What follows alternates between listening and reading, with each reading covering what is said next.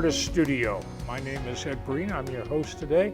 Each week we try to bring together artists from the Marion and Grant County community to talk about what it is that they're doing in the arts, what it is that they would like to be doing, the kinds of things that the community has to offer, and the kinds of things that the artists can bring to the community. Today we are with Tracy Manning from Taylor University. Welcome. Thank you. We are here. We are in the studio at Indiana Wesleyan University. I hope they allow you to visa to get from one place to the other. Yeah, they do. They do. I think we're okay. You were involved in theater. Yes, sir. At Taylor. Yes, sir. Tell us who you are, where you're from, and how you got to where you are right now. Oh, my goodness. Well, you said my name's Tracy Manning. I'm artistic director and faculty of theater at Taylor University. I've been there in some different capacities, but since about 2005. So the time ticks years. away. I know. I'm not quite sure how that happened. You just do the next thing and you find yourself in a spot for a long time. Yeah. But really thankful to be there. We actually moved to the Marion area because my husband took a position with Indiana Wesleyan University that sort of forced our move out of the Indianapolis area, where I was artistic director of a theater company. We'd been there about 6 or 7 years, and his position moved us to Marion. At the same time, around the same time, the man who had been my teacher at Taylor when I was a Taylor student and who had been artistic director of theater at Taylor for 26 years, Dr. Ollie Hubbard, succumbed to pancreatic cancer. He had died within a few months of my husband and I moving to the area. And so I actually went to Taylor as an artist in residence just to help them sort of fill in a gap while they looked for someone. And I've been there ever since. Talk about what's happening. There probably is no area of the arts that has been more affected by the age of COVID than theater. Yeah. Both the performers and the audience. Right. Talk about what it has done to you and your program at Taylor. Yeah. Well, at Taylor, we all went home in March. When we went home for spring break, we had a show we had just cast. We had just cast Stephen Schwartz and John Michael Tebelik's Godspell. And we were slated to do that in May for audiences in the area. And all went home in March. I think I squeezed in like 3 choreography rehearsals before we all went home, and tried to get some things in their bodies before they left, and made the decision to postpone the show until our early September slot, which is our scholarship production. We do a show in September to help raise funds for scholarships for incoming theater students. We give a portion of proceeds to the scholarship, and so we postponed it for that time, and we just closed it on Saturday of this past weekend. Did 2 weekends. So you were able to do it. We did, and you know, I spent a lot of August trying to write a COVID protocol handbook, just thinking about how will we manage costume fittings at a distance? How will we manage? Normally in a production, lots of hands touch a prop. We need to orchestrate something so that one set of hands touch a prop. How do we do makeup and hair, and how do we seat people? How do we manage audiences to help them feel safe? Find answers to all those questions? I found some. I tried not to reinvent the wheel. There are people in positions like mine all over the country, all over the world right now, trying to figure out how to do this. So I tried to seek a lot of counsel, and we did come up with some protocols. So as our students came into the rehearsal hall, they got their temperature taken. We changed from a sign-in board to a QR code where they answer questions about where they've been, so we can do contact tracing. There's one costume fitting at a time. They put their things in a plastic bin. That bin gets sanitized. Then the next person comes in. So I can rehearse inside for 60 minutes, and then I have to take a 15-minute break, which if you've ever been a director on a production, that really cramps your style. But we would stop every hour and get away and that 15-minute break was to get outside, get away from one another. We did Godspell outside. I decided that maybe if we got outdoors and people could distance in the audience as they were most comfortable with, and we required masks to be worn by our audience, and our cast kept their masks on throughout the play. They did. Make it very difficult to communicate? Actually not. And one thing we're always trying to get student actors to do is put meaning in their bodies and not just be talking heads. And so it really forced a lot of storytelling down into their bodies where it needs to be for good actors. And so I think it was just a real learning curve. We did it in our back parking lot behind the theater, and people came and sat outside as they saw fit. We didn't do handwritten programs. We did a little QR code on a wristband where they could get the program electronically, and so there was no paper passing back and forth. Audiences all had to get their temperatures taken. We just tried to do, and there was a big tub of hand sanitizer right on the set, and so anytime an actor touched another one, they went and sanitized their hands. No double dipping. No double dipping, no. But we just had to think about all of those things. And I guess, when I saw audiences sitting outside, watching Godspell, laughing in community with one another, the way that we are meant to live, I believe, it was all worth it. So it worked. It worked. We did it. Are these the kinds of things, you just went through a whole litany of small things. Yeah. Are these the kinds of things that taken together will allow theater at the national level, Broadway, to come back? Yeah, I don't know. The easier thing about communities like Marion, like Grant County, is that we benefit from our smallness in this regard. Mm-hmm. We benefit a little bit from, if you have a Chicago theater or a Broadway theater, you have people coming from all over the world. It's a little harder to contact trace and to manage people. When I'm in Upland and bringing people together, the likelihood that someone's coming from around the world to see my production of Godspell. It's manageable. It's a little more manageable. Yeah. Okay. But I do think we can't. This may be our world now, right?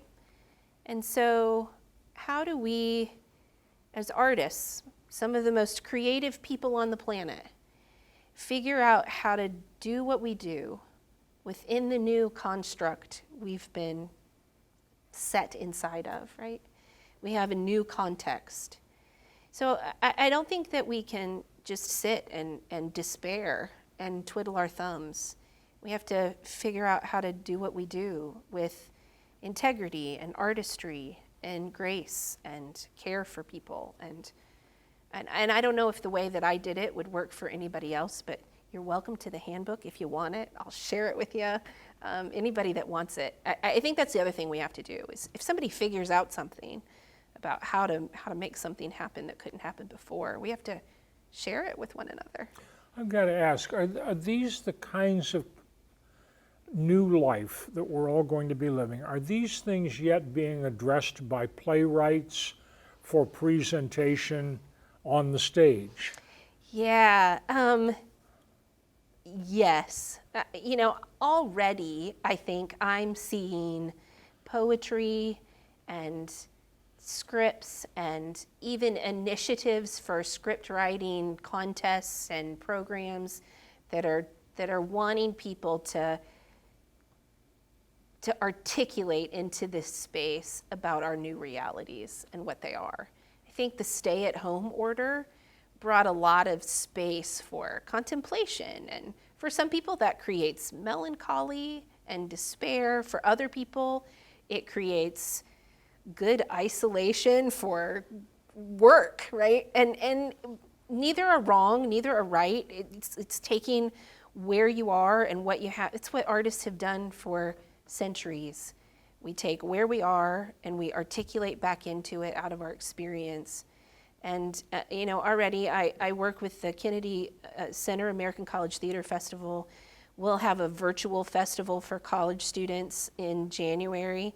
And already the playwriting portion of that is looking for students who want to write into this. My students are writing into this out of their experience. They're trying to get out of their bodies and into the world some articulation of right now. So in your day job, Yeah. in addition to presenting the work on stage, Yeah. are you also teaching young writers? I don't do a lot of that. That's not really my bailiwick. I have a acting director, so those are primarily the classes that I teach. I do have students that are aspiring playwrights. Taylor does a J term. I know Indiana Wesleyan does a May term.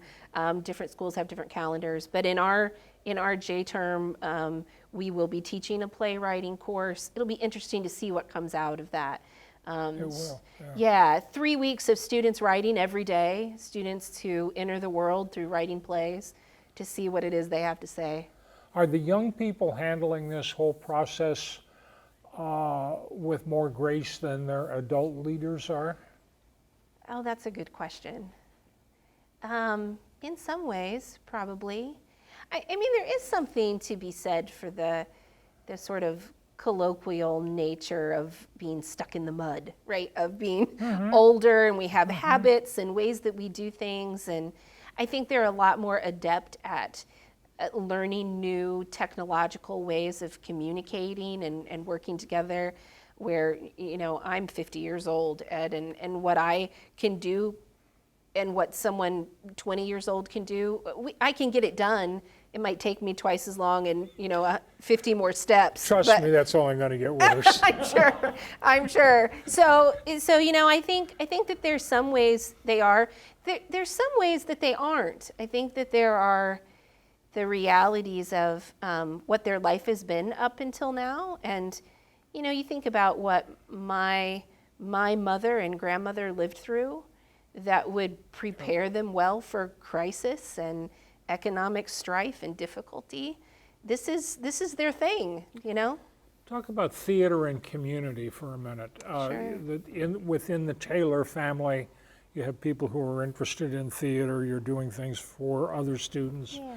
How about reaching out into the Upland community, the Grant County community? Yeah. Is that something that you strive to do? Oh, yes. And I don't know how good we are at it. Sometimes it feels like the distance between Marion and Upland is much too far, much farther than it really, really is, right? And I think anything that we can do to build bridges is good for all of us. I would love for more. I live here in Marion. Marion's been my home for 15 years, and it's been a great place to raise my children and invest our lives here as a family. And any bridges we can build to community, to art lovers, to people who want to sit in a live theater space and share stories, we want to do that. I think that I'm a bit of probably a romantic when it comes to what I believe live theater can do for people, for the communal potential of shared experience that can happen in a live theatrical moment. I think is one of the most beautiful and transformational things that can happen. Happens only once and it's personal. Happens once and it's personal. And it's personal, I can't decide for the audience, even as a director, I can't decide what you're gonna get or questions reporters always ask me, what do you want audiences to take away from the play? Well, they're going to take away what they're meant to take away, based largely on what they bring in with them, right? They're going to bring a whole bunch in with them of their own sensibilities and past. They're going to experience something in their own unique way. They're going to have a unique experience with it, but also something shared with another person, a shared moment that's not manipulative or contrived. Is it fair to call that intimate? I think so. Okay. Yeah, I think so. Defines it in a whole different way, doesn't it? Yeah, yeah. Let's talk for a minute about what's ahead for Taylor in the foreseeable COVID future in theater. Yeah, I got a season planned, and we're gonna keep trying. We're gonna try to do it. So, the next show is actually a Theater for Young Audiences production of the French children's book, The Little Prince, which is a children's book that I really, really love, with lots of layers of meaning and good things to take away. And so we will do that production in November, and we're gonna try to do it inside. Okay. For the young folks. Well, for everybody. I think it was Madeline Lingle who said if it's good enough for children, it's good enough for anybody. And so I think C.S. Lewis said that too, and probably Dorothy Sayers and all those people who wrote children's books. And so I think it's really something that will be great for whole families, audiences of all ages to come and glean what they can. From The Little Prince, but we're gonna try to do it inside, and we're gonna do that in such a way where, when you call to get your tickets, you're gonna tell us how many's in your family group. We're gonna sit you together, and the next family group's gonna be 6 feet away from you. We're gonna take your temperature before you come in the door, and we're gonna try to just help keep everybody as safe as possible. You have a date set for this? Yeah, yes, it is and I don't have it nailed in my head, which I should. I should have looked at that before I came and talked to you. But it's the 2 weekends before Thanksgiving. Okay. So if you know where Thanksgiving is, back up 2 Fridays, and that's late November. Late November. That's the weekend we open. Okay. Yeah, two weekends before Thanksgiving. So we got a couple of weeks, but we're gonna try to keep everybody healthy and do some good work together. Then we'll do a play in February, Guess Who's Coming to Dinner? And we'll do Harvey, the comedy, in the spring. 2 wonderful ones. I think so. I'm excited. I got to ask, sure. Is it tough to take plays like that and provide a fresh interpretation of them? I hope not. Okay. Yes. Well, here. Let me say it this way. I think that there is on a play like that. Take Guess Who's Coming to Dinner, right? Uh-huh. If you know Spencer Tracy, Katharine Hepburn, Sidney Poitier film version, right? Then we have a cultural memory of what that looks like. And so while we want to have originality and thoughtfulness in the way that we approach it, I think we approach it in 2020 in light of where we are as a country in terms of race. We think about that play in a different way now. We have to acknowledge that. We have to think about it. We have to talk about it. We also have to adhere to and be true to that historical memory. So it's a partnering of both that history and that way in which it's always been done with this acute awareness that we sit in a unique time and space. And context changes over time, right? And so what it means today is important. It's important to my students. It's important to my students of color. How do we talk about this today? How did they talk about it then? How has it changed? What difference does it make? And I think that's why it's important to do those plays. And the answers to those questions will come early next year in what will certainly be a better year than this one has been. Oh, from your lips to God's ears, may it be so. On behalf of the Fusion Arts Alliance, thank you for tuning in. We will be back again next week with another artist. Tracy Manning, thank you. Thank you. We appreciate it. Mm-hmm.